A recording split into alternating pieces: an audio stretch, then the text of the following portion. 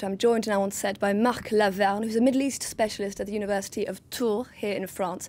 Thank you very much for joining us here on France 24.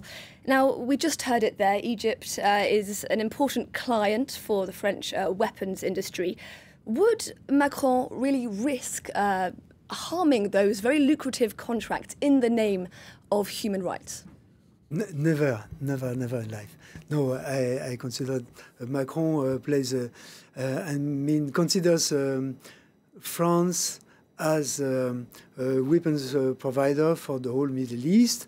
It's a major asset for France in terms of external receipts. As long as the Emirates or Saudi Arabia or Arabian Gulf countries will pay the bill, foot the bill for Egypt, France is going to sell whatever planes or ships or even land weapons which might be requested by Egypt. And do you think there's any chance of us hearing of concrete measures from France as far as human rights human rights are concerned? Well, there is no ability. As far we listened to a lesson of human rights as the Westerners are considering human rights by President Macron toward Marshal el-Sisi. But it was clearly put by Marshal el-Sisi that this exception of human rights is not valid for Egypt nor for the Middle Eastern countries.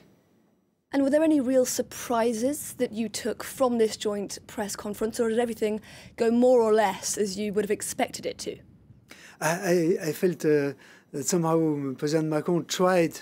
There was a misunderstanding between him and President Sisi in terms of human rights. I mean, they had a very different discourse.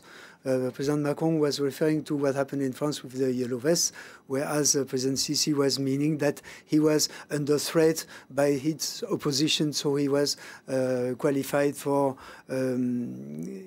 mastering or controlling this opposition as far and as brutally as it was requested.